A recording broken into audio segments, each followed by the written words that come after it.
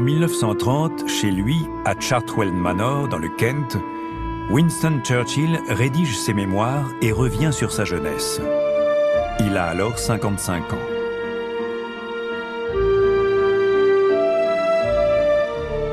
Je fus un enfant de l'ère victorienne. Je ruminais des histoires de soldats et de guerre. Au cours de mes rêveries, je m'imaginais que ce devait être une expérience palpitante et colossale d'entendre siffler les balles autour de soi et de risquer sa vie à chaque instant.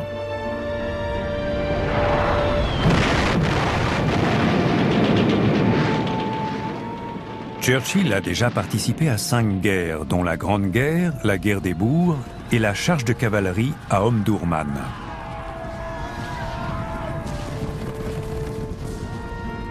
Il s'est présenté à 14 élections, a signé 14 livres et élevé 5 enfants. À l'évidence, il a été un jeune homme pressé. Je pourrais presque compter sur mes doigts les jours où je n'avais rien à faire. C'était comme un film sans fin dont j'étais l'acteur. Et la plupart du temps, je m'amusais bien.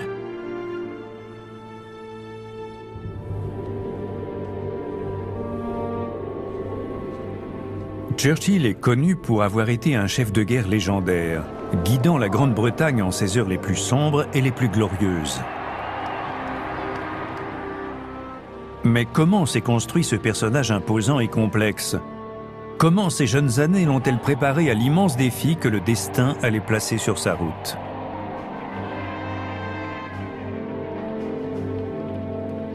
Voici l'histoire de Winston Churchill, l'homme derrière la légende, racontée par ceux qui l'ont connu.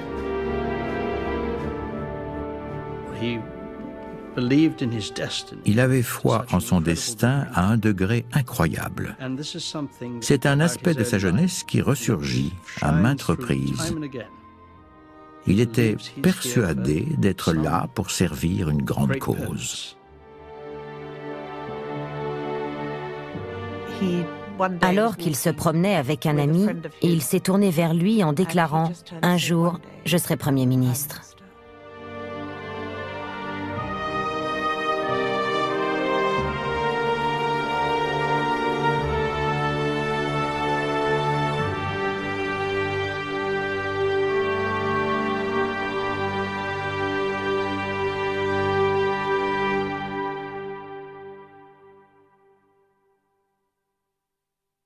Quand commence-t-on à se souvenir? À partir de quand les lumières et les ombres vacillantes de la conscience naissante laissent-elles leur empreinte sur l'esprit d'un enfant? Winston Spencer Churchill est un aristocrate. Le descendant direct de John Churchill, premier duc de Marlborough, vainqueur de la bataille de Blenheim.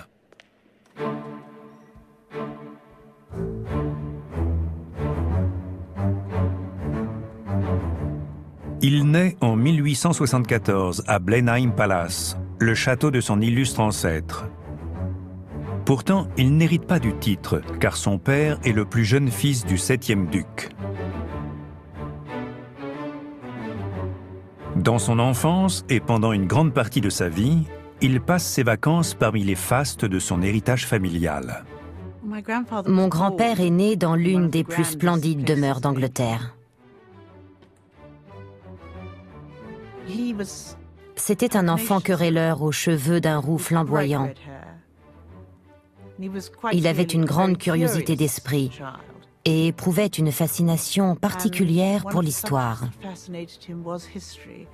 notamment les batailles. Il a forcément été impressionné par les tapisseries montrant son ancêtre sur son cheval dans les pièces immenses du château. Elles devaient sembler gigantesques pour un petit garçon.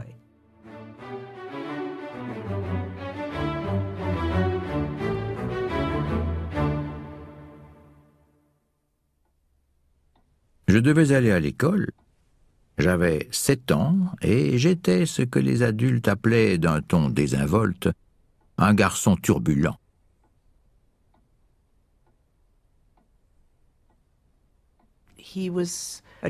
C'était un enfant qui agissait avant de réfléchir. Dans sa première école, Ascot, il fut un jour puni pour avoir volé du sucre à l'office. Sa réaction fut d'aller dans le bureau du principal et de piétiner son chapeau de paille officiel jusqu'à le réduire en miettes.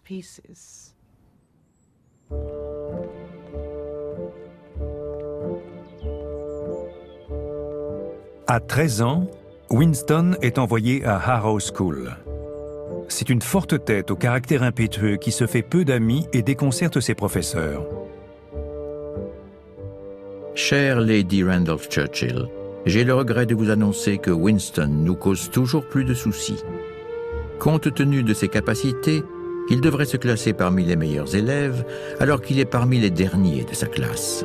C'est un garçon remarquable à bien des égards et il serait fort dommage qu'un tel potentiel soit gâché par un laisser-aller chronique.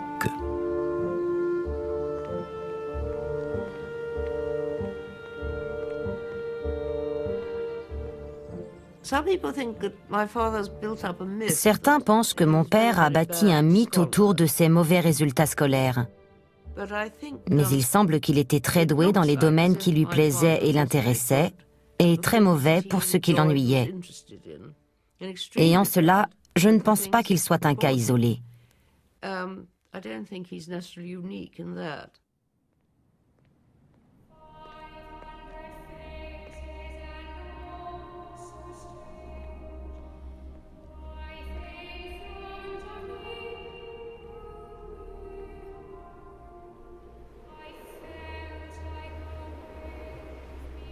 Winston est un enfant solitaire.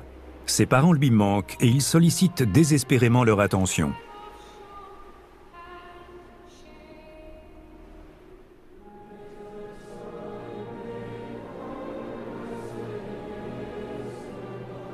Mon cher papa, je vous écris pour vous parler de la journée de distribution des prix. J'espère que maman et vous serez présents. La dernière fois, personne n'est venu me voir. Vous n'êtes jamais venu me voir. Je reste votre fils qui vous aime, Winston S. Churchill.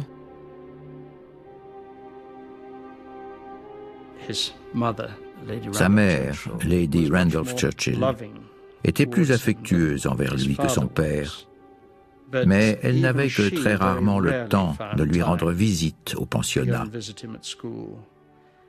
Il lui a envoyé une foule de lettres pour la supplier de venir, et à chaque fois, elle a déçu ses attentes.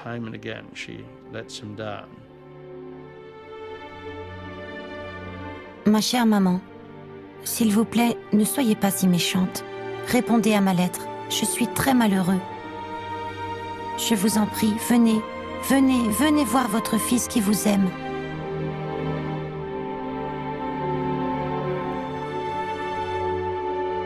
Le petit Winston ne reçoit de l'affection que d'une seule personne, sa nurse, Madame Everest, qu'il adore et surnomme Woomanie ou Woom.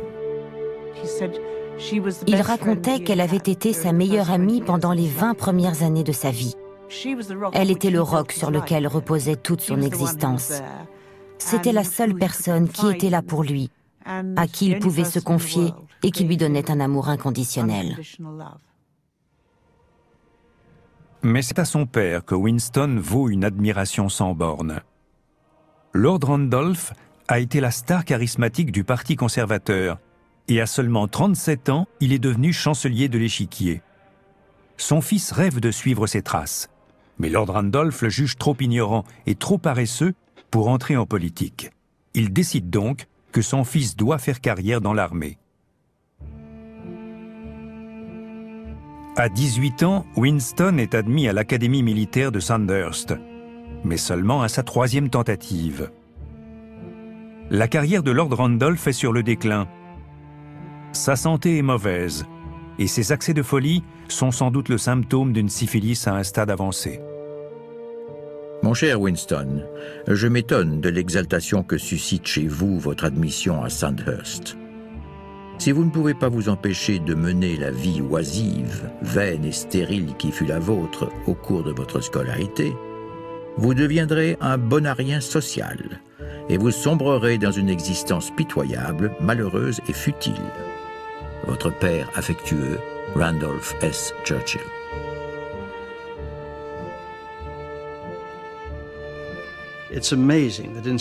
Il est étonnant de constater que, bien que son père l'ait traité comme un parfait imbécile, il le vénérait comme un héros. Certains s'en seraient servis comme d'une excuse pour faire une dépression nerveuse et raconter dans leur autobiographie à quel point leurs parents avaient été cruels et négligents. Dans son cas, cela lui a plutôt forgé le caractère en lui donnant une farouche envie de réussir.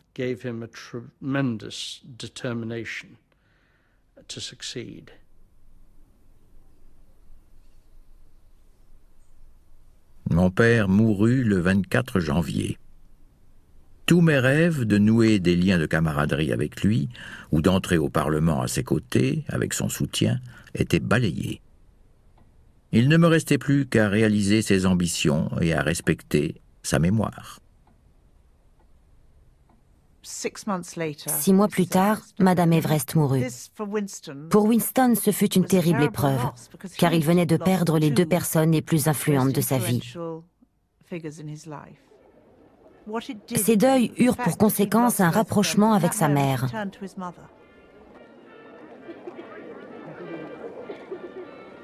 Lady Randolph, une Américaine de la bonne société du nom de Jenny Jerome, tire alors profit de ses relations pour aider son fils dans sa quête de réussite.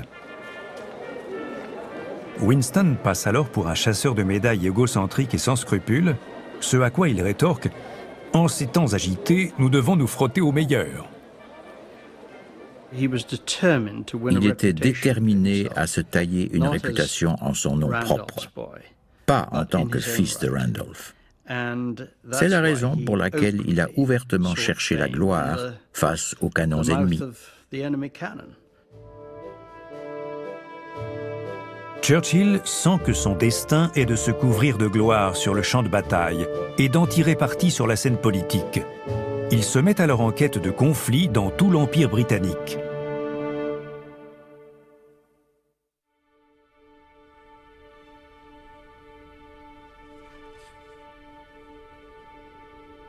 Rien ne sera jamais comparable à la bataille d'Omdurman. Le quart d'heure qui précède le lever de rideau est une expérience guerrière très intense. Le soleil commençait déjà à poindre, tandis que nous escaladions la colline. La crête était-elle aux mains de l'ennemi? Chaque pas pouvait être le dernier.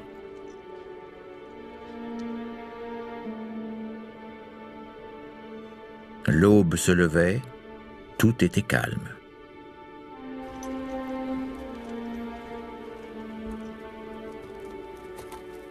Mais attendez, quel est ce chatoiement au loin sur la plaine? Ils sont là. Quel moment exaltant!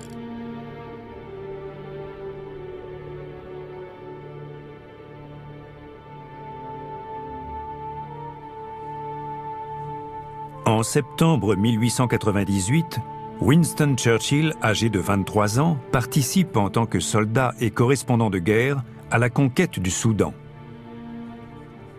Dans ses reportages pour le Morning Post, il décrit la dernière grande charge de cavalerie de l'histoire britannique. La trompette sonna et les 21e lanciers donnèrent la charge.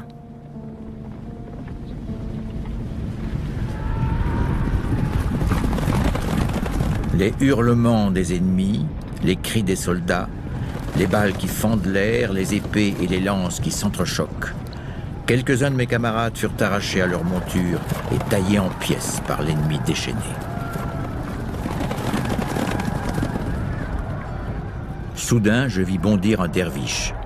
Blessé en plusieurs endroits, il tituba vers moi en brandissant sa lance. Je l'abattis à moins d'1 mètre. Il s'écroula au sol, sans vie. Comme il est facile de tuer un homme.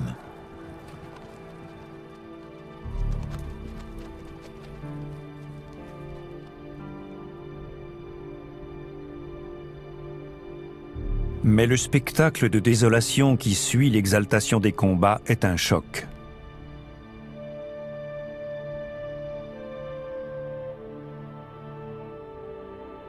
Le sol était jonché de cadavres, vêtus des traditionnels costumes blancs des derviches. Les 3 jours de soleil avaient fait leur œuvre. Les corps les plus décomposés ressemblaient à peine à des êtres humains. Pour tout dire, ils étaient monstrueux. Pourrais-je un jour oublier ?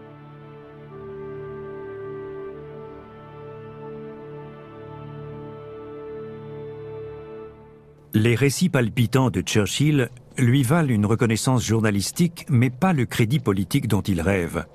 Dans l'année qui suit, le destin lui donne une deuxième chance.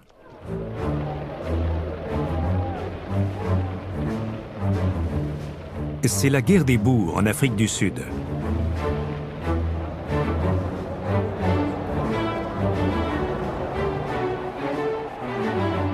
Perpétuellement à court d'argent, Churchill repart en reportage pour le compte du Morning Post.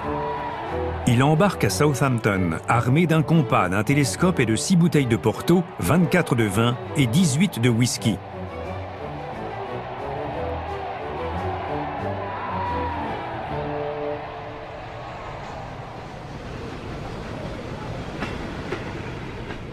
Dès son arrivée en Afrique du Sud, il saute sur l'occasion de monter à bord d'un train blindé qui doit patrouiller derrière les lignes ennemies.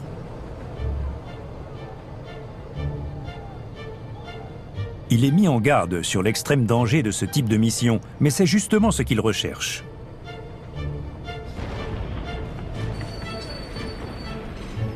Le train tombe dans une embuscade et de nombreux soldats britanniques sont blessés, dont le commandant. C'est Churchill qui le remplace alors au pied levé. Churchill a été décrit faisant les 100 pas, donnant des ordres tout en fumant calmement un cigare. À l'évidence, il ne pensait pas pouvoir être touché par l'une des nombreuses balles ennemies qui ricochaient tout autour de lui. Dans une lettre à son père, un jeune soldat écrivit « Il est complètement fou, mais c'est l'homme le plus courageux que j'ai jamais vu ».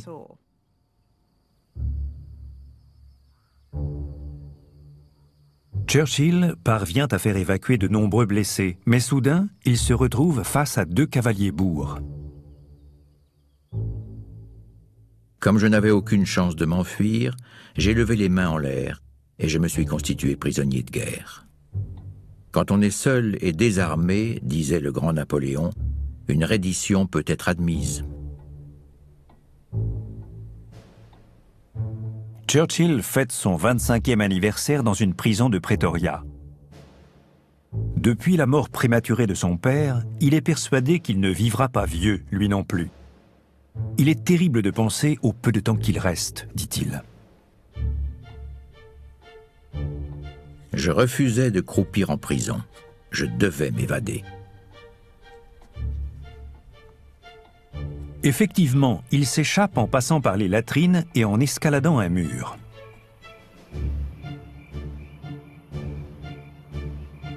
Avis de recherche.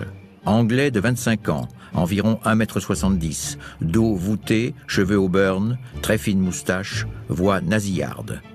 Incapable de prononcer les S correctement. Ne parle pas un mot de néerlandais.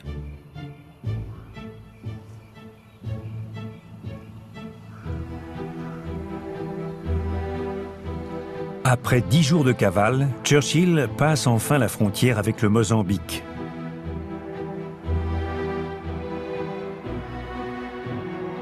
Il est l'homme le plus célèbre d'Afrique du Sud et sur sa terre natale, il est fêté en héros.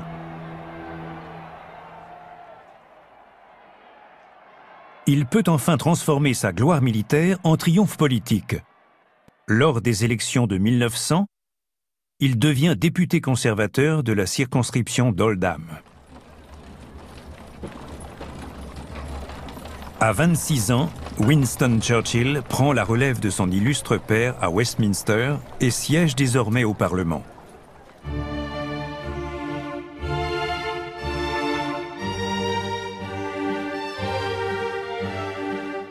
C'était un honneur de prendre part aux délibérations de cette célèbre assemblée qui depuis des siècles avait guidé l'Angleterre à travers d'innombrables périls.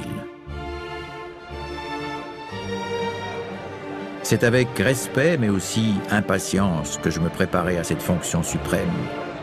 Je ne siégeais que depuis 4 jours quand vint le moment de ma première allocution devant la Chambre.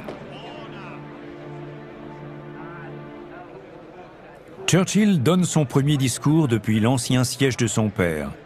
Il décrit l'expérience comme terrible, palpitante, mais délicieuse. Ce n'était pas un orateur né. Mon grand-père devait travailler son texte à l'avance, méticuleusement, puis l'apprendre par cœur. Et c'est justement parce qu'il les rédigeait avec tant de soin que ses discours étaient si brillants. Et en même temps, il souffrait d'un défaut d'élocution qui l'empêchait notamment de prononcer les S correctement. Il répétait sans cesse « Les chaussettes de l'archiduchesse sont-elles sèches ?» en essayant de ne pas se tromper pour surmonter ce handicap.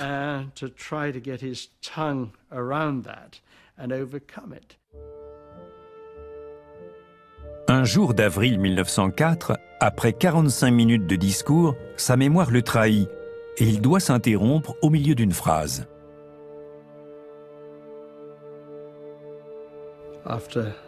Après un long silence embarrassé, il s'est rassis et a pris sa tête dans ses mains, désespéré et humilié. Dès lors, il a toujours conservé son texte sur lui, au cas où.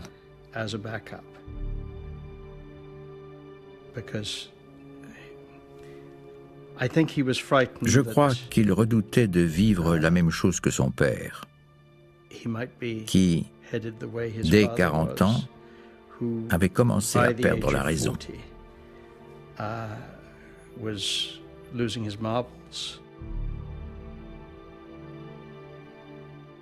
Il devait être terrifié à l'idée de connaître le même sort. Cela lui a donné le besoin irrépressible de laisser une trace avant qu'il ne soit trop tard.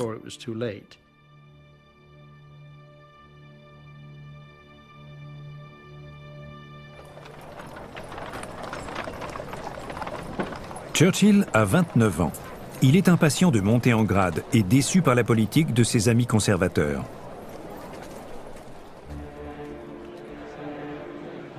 Le 31 mai, il met en scène sa rébellion politique de manière très théâtrale. En entrant dans la Chambre, il salue le président, se tourne brusquement vers les bancs des libéraux et va s'asseoir aux côtés de leur leader réformateur, David Lloyd George. Il vient de faire défection au camp conservateur. Lloyd George avait compris à quel point Winston était visionnaire. Bien souvent, l'image que l'on garde de Churchill est celle du défenseur indestructible de notre liberté en 1940, ce qui est la vérité historique et son grand triomphe. Mais dans sa jeunesse, c'était un homme ambitieux, débordant d'énergie et d'idées. À l'époque, c'est le Parti libéral qui incarnait le renouveau idéologique. En 1908, les libéraux sont au pouvoir. Avec Lloyd George, Churchill se lance dans des réformes radicales. Sa nurse, Madame Everest, l'a sensibilisé au sort des plus pauvres. Il crée des agences pour l'emploi et met en place un salaire minimum. Ce faisant, il contribue à mettre en place les bases de l'État-providence.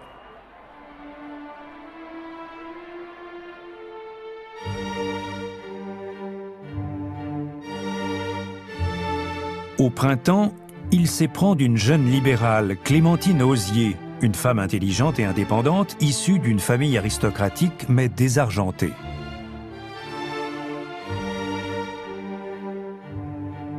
Dès la fin de la session parlementaire, il l'invite à Blenheim.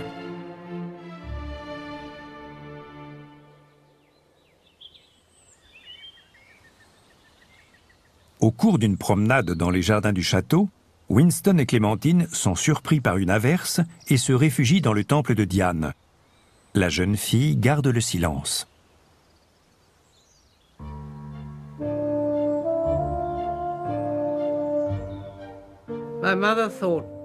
Ma mère se demandait s'il allait se décider à lui demander sa main.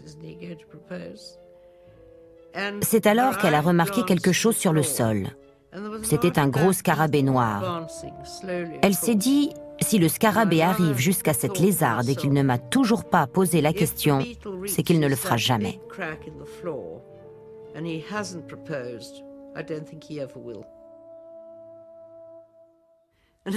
Et à cet instant précis, mon père lui a demandé de l'épouser.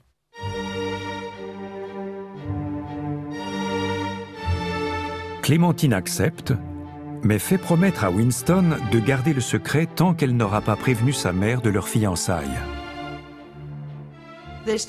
Ils se sont retournés vers la maison et je crois que tous les invités étaient réunis sur la pelouse. Alors mon père a totalement perdu la tête. Oubliant sa promesse, il s'est mis à courir vers eux en criant qu'ils étaient fiancés.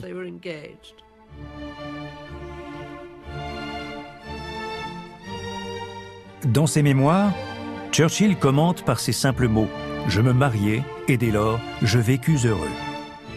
Jusqu'à présent, il a accompli tout ce que le destin lui avait promis. À 33 ans, il est ministre du gouvernement libéral et à ses yeux, il est le plus jeune des hommes qui comptent dans le pays.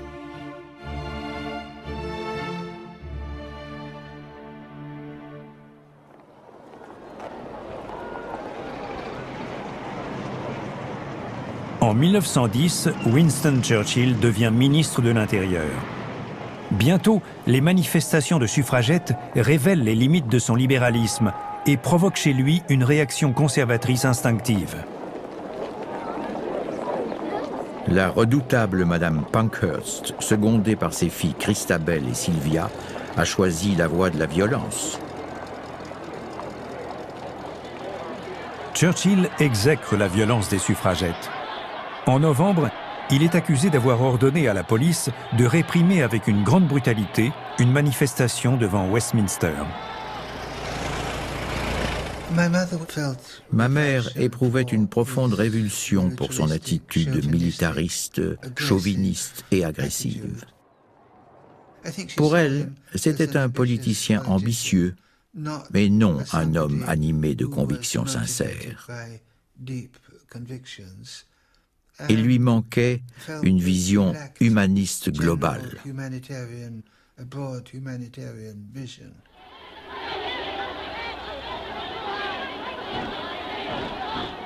Churchill est encore plus intraitable quand 2 mois plus tard, la police assiège une maison de Sydney Street où est retranchée une bande de malfrats.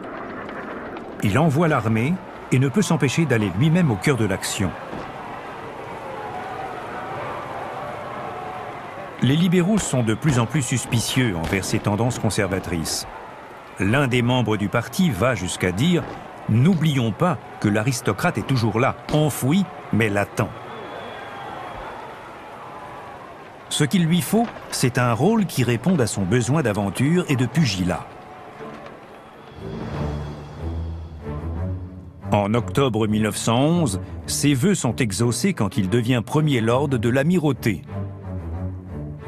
Tout repose sur la préservation de notre suprématie navale. D'elle dépendent non seulement l'Empire britannique, mais aussi nos vies et la liberté que nous avons sauvegardées depuis près d'un millénaire.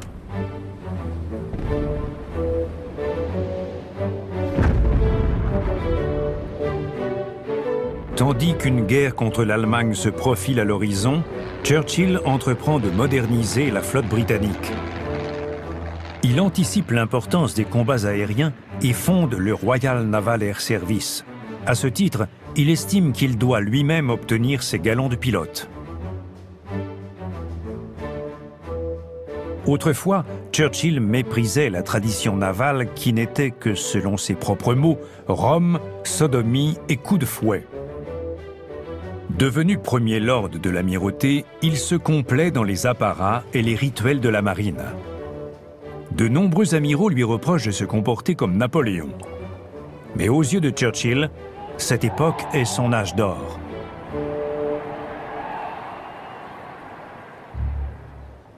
Quand la Première Guerre mondiale éclate en août 1914, Churchill et la marine britannique sont prêts à se lancer dans la bataille.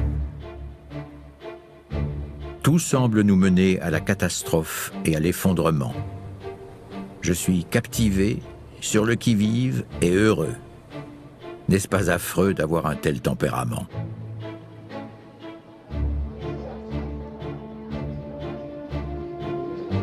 Les préparatifs exercent une hideuse fascination sur moi. Plus que jamais, nous sommes prêts. Je suis persuadé que nous allons leur infliger une sévère correction.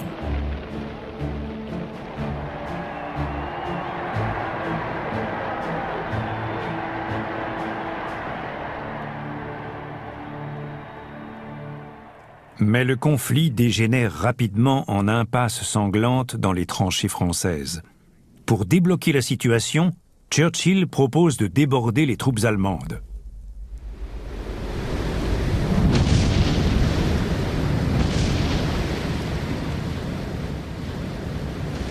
Il bataille ferme pour imposer l'idée d'une attaque navale risquée contre la Turquie, alliée de l'Allemagne, en passant par le détroit des Dardanelles. Il explique à Lloyd George « Si je peux conquérir les Dardanelles à la tête de la marine britannique, je serai le héros de l'Europe. » Mais l'amiral Fisher, le plus haut gradé de son état-major, est très réticent.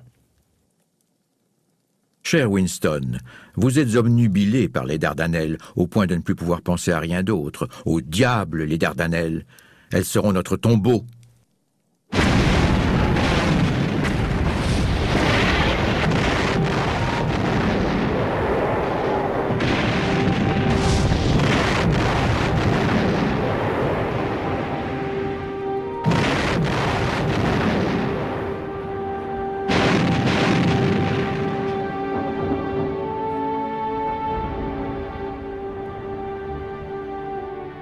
Les appréhensions de l'amiral Fisher se confirment. La Royal Navy déplore des pertes dramatiques. L'armée est dépêchée dans l'espoir de sauver l'opération. Cela se termine par le terrible bain de sang de Gallipoli. Plus de 42 000 soldats alliés y trouvent la mort. Aux yeux de Lloyd George, Winston avait eu l'intelligence de deviner l'avantage stratégique de Gallipoli. Mais, en même temps, il s'était lourdement trompé. Il commettait parfois de graves erreurs de jugement. Il avait une vision politique, mais pas assez de discernement. La débâcle des Dardanelles est entièrement imputée à Churchill, aveuglé par son impulsivité et son obstination.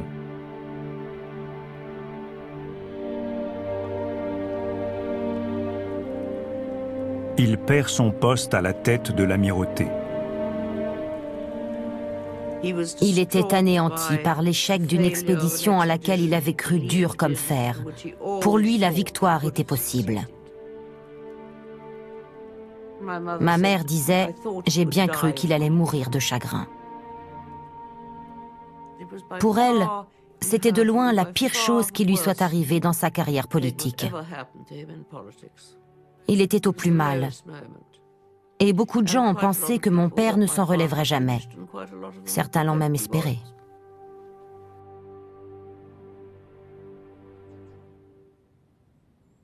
J'avais de longues heures d'oisiveté auxquelles je n'étais pas habitué, et qui me laissaient tout le loisir d'observer le déroulement effrayant de la guerre. Alors même qu'au plus profond de mon être, j'étais consumé par le désir d'action, j'étais contraint de rester spectateur de la tragédie. En tant qu'ancien soldat, Churchill veut en découdre.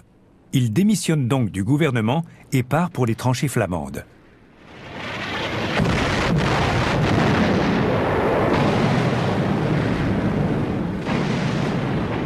Il arrive sur le front parfaitement équipé. Il a du cognac, des cigares et une baignoire en fer blanc avec son chaudron en cuivre. Il prend la tête du 6e bataillon des fusiliers royaux d'Écosse. Son adjudant, le capitaine Dewar Gibb, se souvient de son arrivée. Quand la nouvelle s'est propagée, un vent de mutinerie a soufflé. Il entreprit donc de gagner à sa cause des hommes qui ne s'en laissaient pas compter.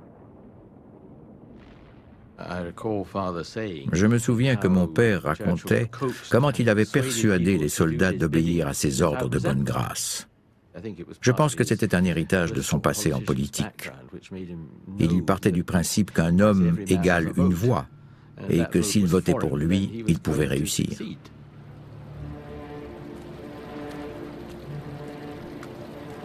En 1916, la plupart des soldats britanniques sont à bout de force et survivent dans des conditions déplorables. Mais Churchill sait parfaitement galvaniser ses hommes avec son enthousiasme et ses cours sur l'art de creuser une tranchée. Il porte un soin particulier à la santé et à l'hygiène et déclare même la guerre aux poux. Il remonte le moral des troupes et gagne la loyauté et l'affection de son bataillon. Grâce à Winston, nous allions beaucoup mieux. Il nous avait montré l'exemple. Par temps de pluie, il apparaissait en uniforme imperméable, avec son casque français bleu clair. C'était une vision fascinante et hors du commun.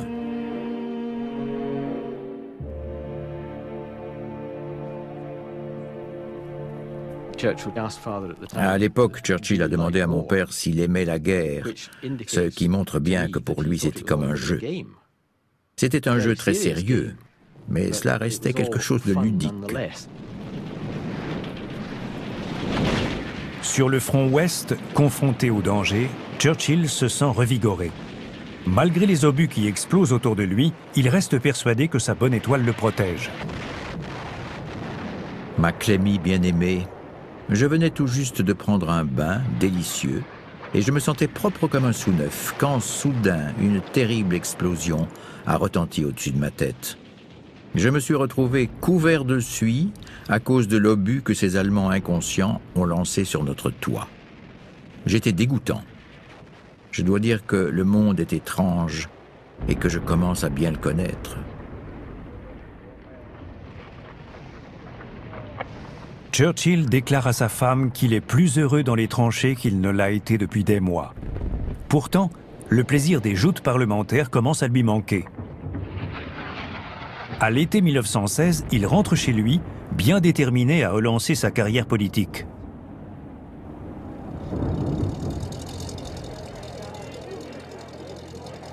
Pourtant, son parti se méfie toujours de lui et pendant un an, il est écarté du gouvernement. Enfin, son ancien allié, le Premier ministre Lloyd George, fait appel à lui pour l'aider à mettre fin au conflit.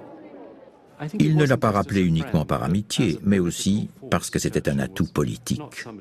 Churchill n'était pas quelqu'un que vous vouliez comme adversaire. Vous préfériez l'avoir dans votre camp. C'était un allié véhément, énergique et précieux dans un cabinet de guerre. Je pense que Lloyd George a vu en lui l'homme le moins défaitiste, exactement comme ce sera le cas en 1940. Il était le plus enthousiaste. C'était le meilleur pour nous aider au quotidien à mener une guerre difficile.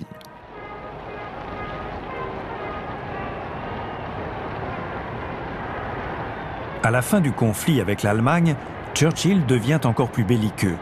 Son sang aristocratique ne fait qu'un tour à la nouvelle de la révolution russe et de l'assassinat du tsar et de toute sa famille. Il appelle de ses vœux une nouvelle guerre, cette fois contre les bolcheviks. Après avoir conquis tous les Huns, tous les tigres du monde, je ne me résoudrai pas à être vaincu par les babouins. A posteriori, d'un point de vue historique, Churchill n'avait peut-être pas tort de vouloir étouffer le bolchevisme dans l'œuf.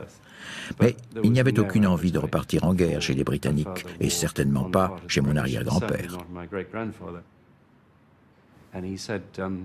Il disait, le problème avec Winston, c'est qu'il passe son temps à sortir ses cartes.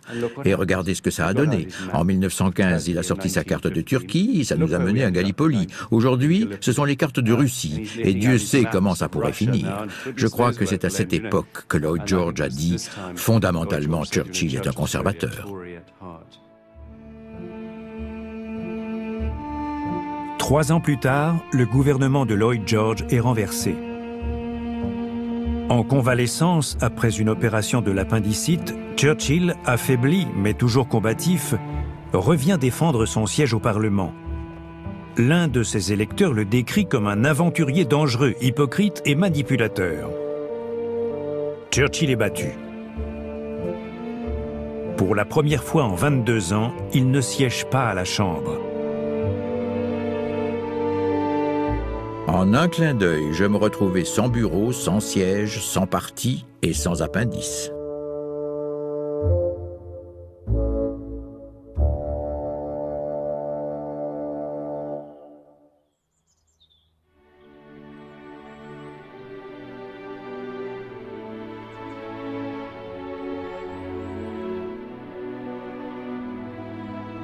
J'ai appris à aimer le Kent. Ma nurse, Madame Everest, avait coutume de dire que c'était le jardin de l'Angleterre. En 1922, Churchill achète le manoir de Chartwell, près de Westerham. Privé de rôle dans la vie politique, il passe les 2 années suivantes à s'y créer un havre de paix surplombant la campagne anglaise. Il est tombé follement amoureux de Chartwell, la semaine de ma naissance. À cette époque, ma mère avait d'autres préoccupations que la prospection immobilière, et il a fait une offre d'achat qui a été acceptée. Ma mère était catastrophée. Elle craignait que cette propriété ne soit pas dans leurs moyens. Mais lui, avec la diligence et le génie qui ne lui ont jamais fait défaut, savait qu'ils y arriveraient. Il avait une attitude plus désinvolte qu'elle envers les contingences financières.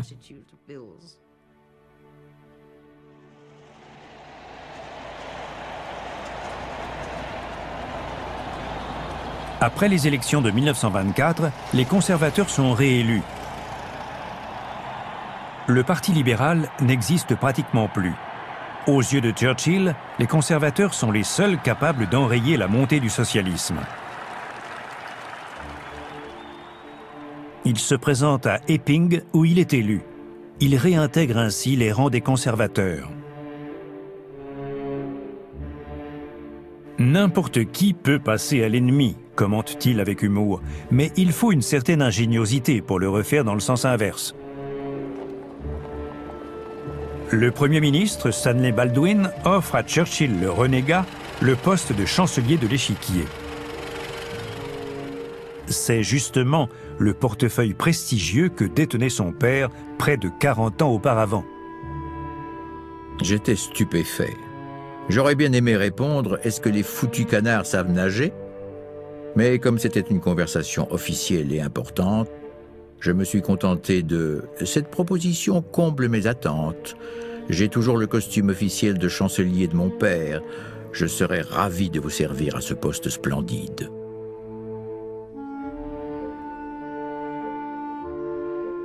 Churchill a presque 50 ans et la nouvelle est accueillie avec effarement et indignation.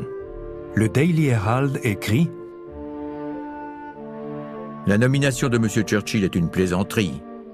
Il a été successivement conservateur, libéral, puis de nouveau conservateur.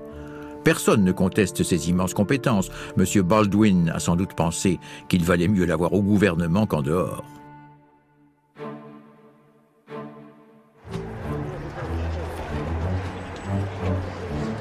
Une fois encore, Churchill se retrouve au centre de la vie politique.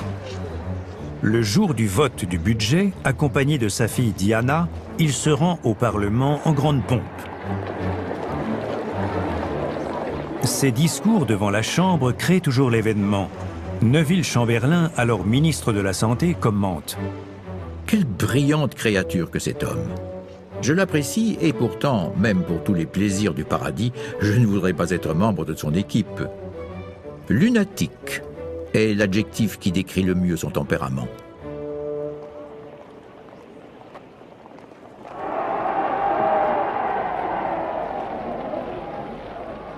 En 1926, les mines de charbon sont secouées par une vague de mécontentement et les syndicats appellent à la grève générale.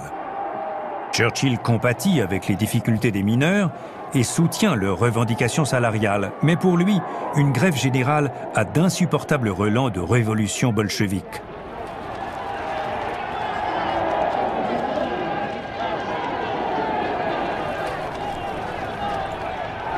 Thomas Jones, secrétaire de cabinet adjoint. Winston a déversé sur moi une cascade d'éloquence bouillonnante, impossible à reproduire. Il a dit « Nous sommes en guerre, nous devons nous battre, vous devez avoir du cran ».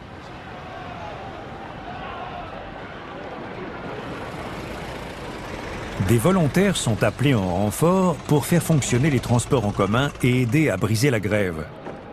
Churchill se prononce pour le déploiement de l'armée, des chars et des mitraillettes. Il explique à Stanley Baldwin que faire couler un peu de sang ne serait pas un drame. La grève générale prend fin au bout de 10 jours. Malgré les efforts de Churchill pour obtenir de meilleures conditions de travail aux mineurs, les socialistes britanniques le verront toujours comme l'incarnation d'un conservatisme inhumain.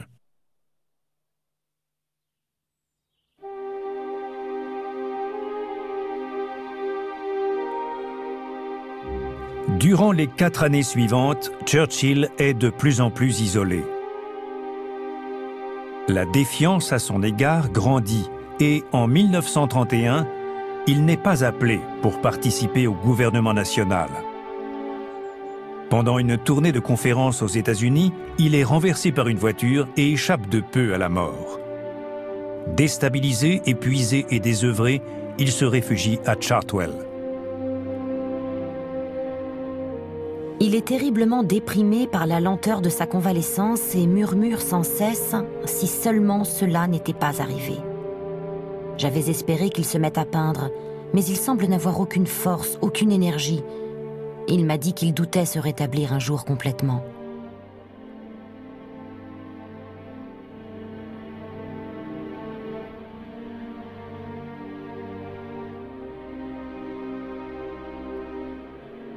Churchill achève son autobiographie sous le titre « Mes jeunes années ».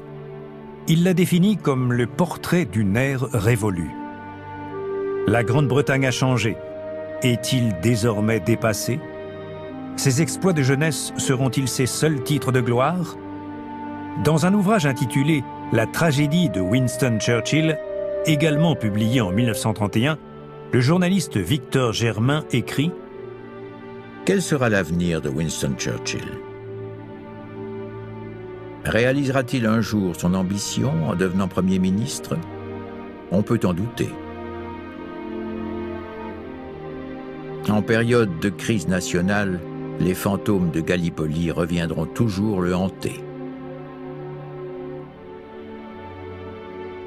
Quel homme sensé osera faire confiance à M. Churchill?